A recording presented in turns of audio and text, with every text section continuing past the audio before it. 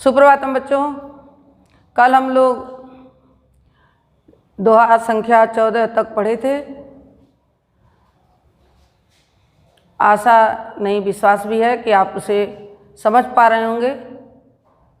आज हम लोग 15 के बाद से पढ़ेंगे। जो हम पढ़ाने जा रहे हैं दोहा वो आपको दिखाई भी पड़ रहा होगा। ध्यान देंगे। 15वां दोहा है जिसमें जीवात्मा को परमात्मा से मिलने की बात का वर्णन किया गया है। मैंने आपको बताया है कि कबीरदास जी के जितने दोहे हैं सब रहस्यात्मक या उपदेशात्मक शैली में लिखे गए हैं। इसमें रहस्य का वर्णन भी किया गया है। कह रहे हैं, पंखी उड़ानी गगन को प्यंड रहा प्रदेश। पंखी उड़ानी गगन को प्यंड रहा प्रदेश, पानी पिया चंच बिनु भूल गया यह देश। पिंजर प्रेम प्रकाश या अंतर भया उजास, मुख कस्तूरी महमही पानी फूटी बास। नैना अंतर आवतु ज्यों हों नयन झपेऊँ, ना हों देखों और कूँ, ना तुझ देखन देहूँ। कबीरदास जी कह रहे हैं पंख माने पक्षी और पंख माने जीवात्मा। पंख माने पक्षी। मैंने कहा ना कि सब में लगभग दो अर्थ है। तो पंख उड़ानी गगन को, पक्षी क्या है? आकाश में उड़ जाता है। तो यहाँ पंखी की तुलना की गई है जीवात्मा से।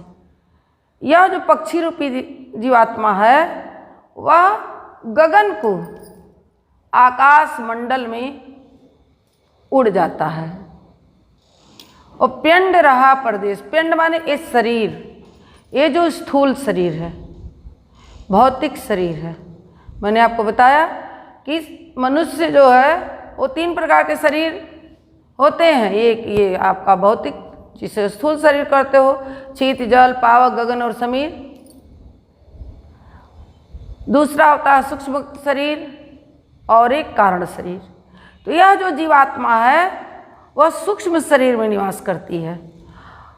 तो कह रहे हैं कि जीवात्मा रूपी जो पक्षी है वह कहाँ उड़ गया? गगन को, परमात्मा से मिलने के लिए। और प्यंड रहा प्रदेश। प्यंड का अर्थ है ये शरीर जो हमारा स्थूल शरीर है, ये कहाँ रह गया? परदेश माने वह पृथ्वी पर ही रह गया।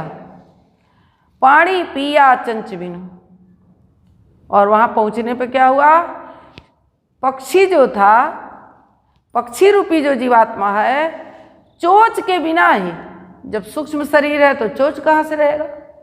तो चोंच के बिना ही अमृत रस का पान किया और भूल गया है देश।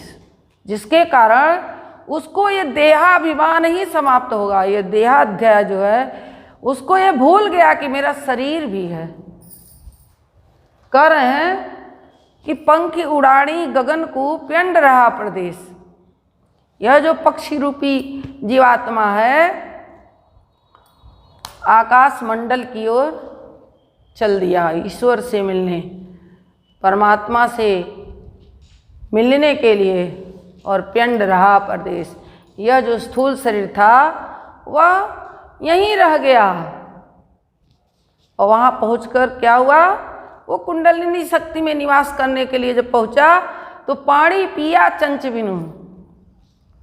सूक्ष्म शरीर जो है चोंच के बिना ही अमृत रस का पान किया और भूल गया यह देश। और यह जो शरीर था उसका, जिसे वो छोड़ कर गया था, उसे ही भूल गया। वह भूल गया कि मेरा शरीर भी है। अर्थात साधना की स्थिति में जब मनुष्य जो साधक है, जब अपनी कुंडलिनी शक्ति को जागृत करके वह सुषुम्ना नाड़ी तक पहुंच जाता है तो वह इस शरीर का ध्यान ही भूल जाता है। वो ध्यान में हो जाता है और उसकी आत्मा उसके शरीर से अलग हो जाती है। इस नाते इसमें इन्होंने कहा कि पानी पिया चंच बिन, चंच माने चोच। देखो पानी पिया चंच बिन भूल गया देश, समय अनुप्रास अलंकार है। पिंजर प्रेम प्रकाश या अंतर भया उजास। पिंजर माने पिंजड़ा, शरीर को कबीर ने पिंजर शब्द कह दिया है, और पिंजड़ा क्या है? शरीर है। इस शरीर रूपी पिंजड़े में देखो जो रूपक अलंकार भी इसमें है। इस शरीर रूपी पिंजड़े में जीवात्मा रूपी जो पक्षी है वो रहता है। इस नाते कह रहे हैं कि पिंजर प्रेम प्रकाश या अंतरि भया उजास। इस शरीर रूपी पिंजड़े में जब प्रेम का प्रकाश हो गया, ईश्वर के प्रेम का प्रकाश जब प्रकाशित होने लगा, तो अंतर माने जो हृदय था वो क्या हो गया? प्रकाशित हो गया। और मुख कस्तूरी महमही पाड़ी फूटी बास, जिसके कारण मुख से कस्तूरी महमही अर्थात ईश्वर के नाम रूपी कस्तूरी की महक बाहर निकलने लगी, और वाणी फूटी, वाणी के द्वारा यह जो सुगंध है बाहर की ओर फैलने लगी। समझ आया? ठीक है। पिंजर प्रेम प्रकाश या अंतर भया उजास, मुख कस्तूरी महमही बाड़ी फूटी भास। ठीक है। परमात्मा से आग्रह कर रहे हैं कबीर, कबीरदास जी। जो अगला दोहा है उसमें परमात्मा से प्रार्थना कर रहे हैं। क्या कह रहे हैं? कह रहे हैं कि नैना अंतर आओ तू, ज्यों हाँ नयन झपेऊं। हाँ माने मैं, हाँ माने मैं। जैसे ही मैं अपने नेत्र बंद करूं, तू मेरे आंखों में बस जा। नैना अंतर आव तू, हे परमात्मा, हे अपने इष्ट देव जो उनके हैं, अपने प्रभु से कह रहे हैं, प्रार्थना कर रहे हैं कि मैं यदि अपने नेत्र को झपकाता भी हूँ तो तुम मेरे नेत्रों के अंदर आकर बस जा। नैना अंतर आव तू, ज्यों हों नयन झपेऊं। क्यों? ना हो देखूं और को, ना तुझ देखन। कबीरदास जी एक आधिपत्य जमाना चाह रहे हैं भगवान के ऊपर। कह रहे हैं कि ना हो देखूं और को, क्योंकि जब तुम मेरे आंखों में बस जाओगे तो मैं दूसरों के नहीं देखूंगा, केवल तुम्हें देखूंगा। जब तुम मेरे नेत्रों में निवास करोगे तो मैं किसी को नहीं देखूंगा और न तुझे देखन दूं। अपनी आंख बंद कर लूंगा, दूसरा भी तुमको देख नहीं पाएगा। नैना अंतर आव तू, ज्यों हों नयन झपेऊं।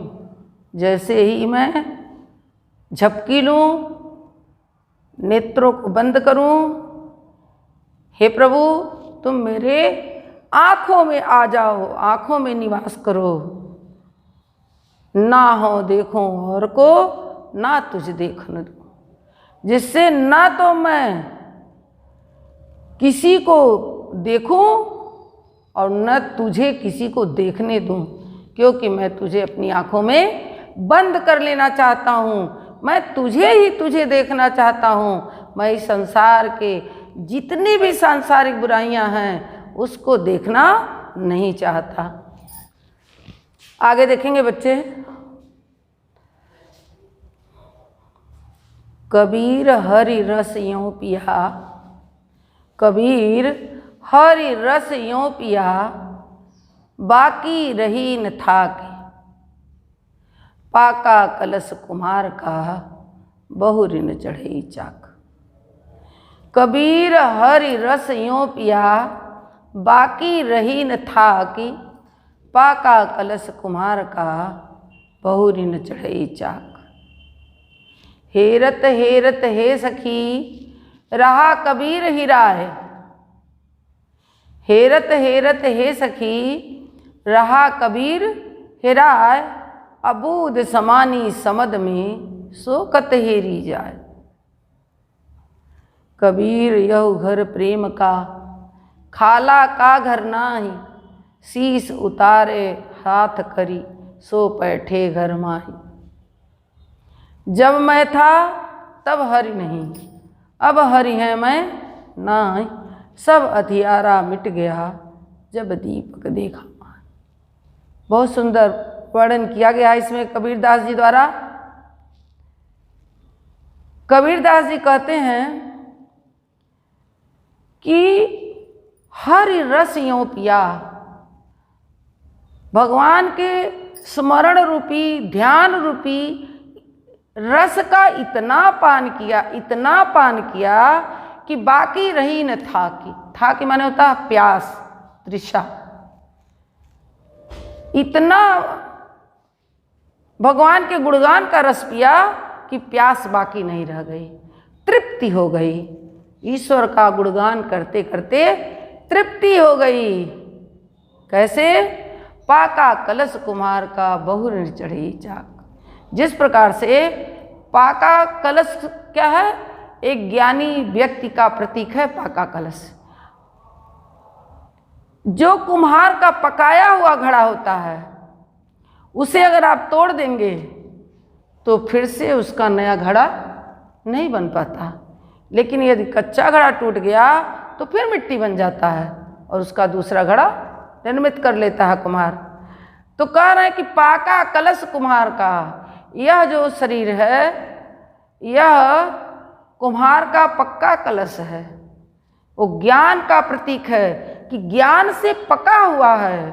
बहु ऋण चढ़ई चाक, अर्थात जन्म मृत्यु से छुटकारा मिल जाने वाला है। बहु ऋण चढ़ई चाक का क्या अर्थ है? कि जन्म और मृत्यु से मुक्त हो जाना। जन्म और मृत्यु से मुक्त हो जाना। चाक चढ़ने का मतलब बार बार, कई बार,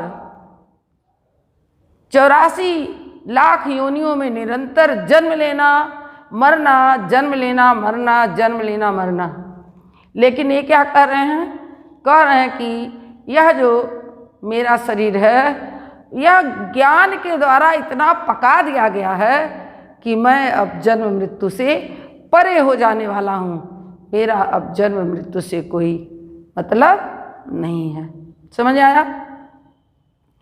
कबीर हरि रस यों पिया, बाकी रही न थाक थाक माने प्यास। कबीरदास जी कहते हैं कि ईश्वर के स्मरण रूपी ध्यान रूपी रस को मैंने इस प्रकार पी लिया। सब देखो, रूपक अलंकार भी है, अनुप्रास तो जगह जगह है ही।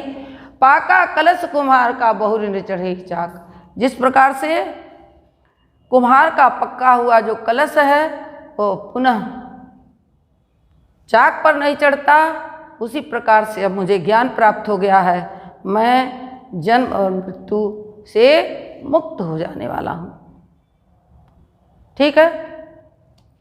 हेरत हेरत हे सखी, रहा कबीर ही राय।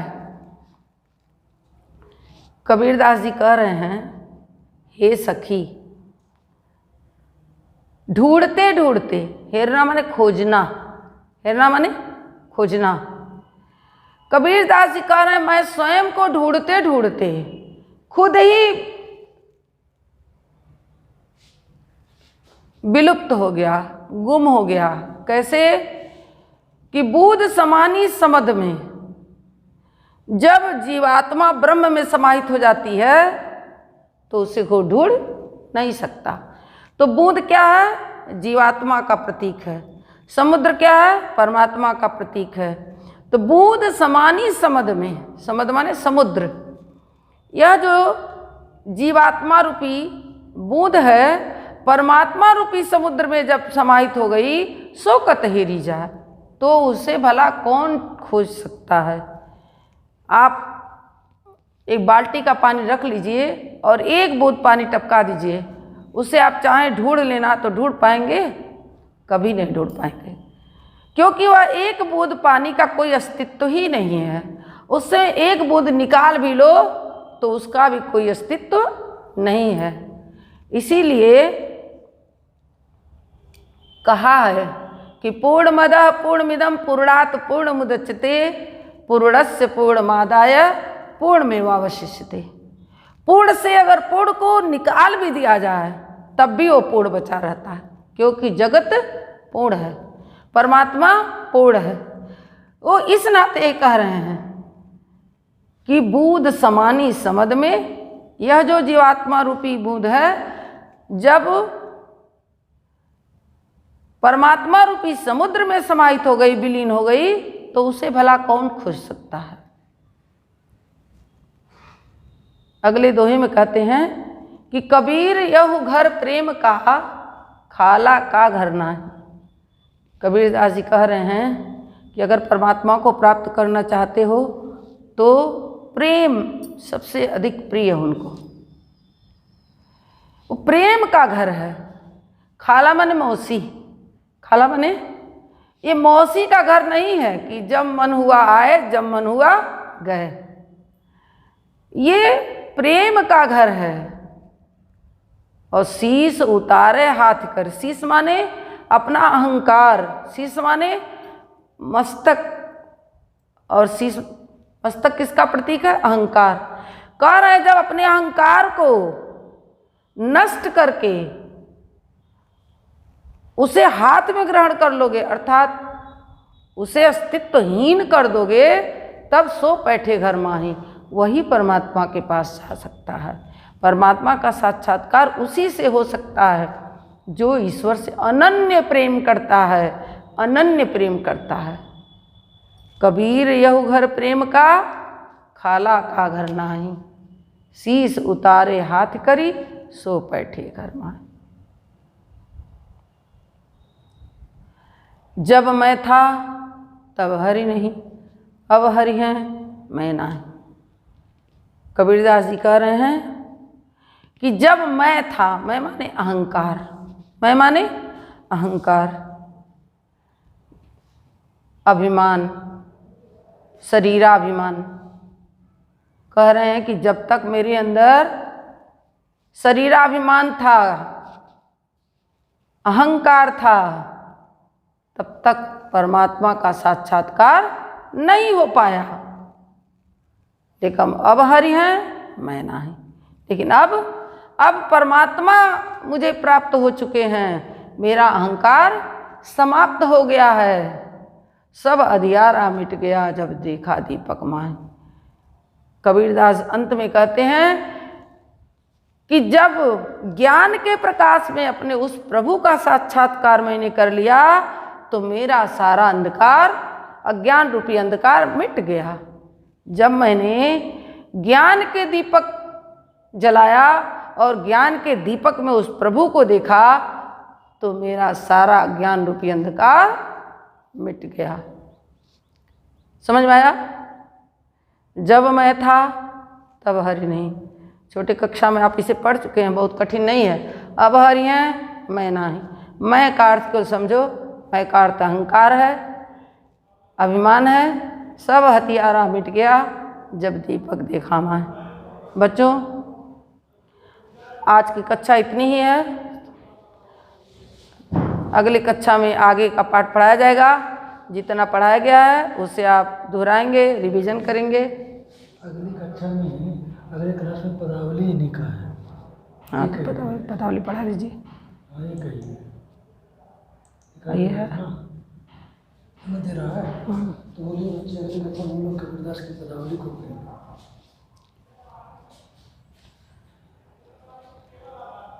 दोहा साखी के जो दोहे थे वो यहाँ तक समाप्त हो गया है। अगली कक्षा में इनकी पदावली है जो गेय भी है। इस पदावली को हम लोग पढ़ेंगे।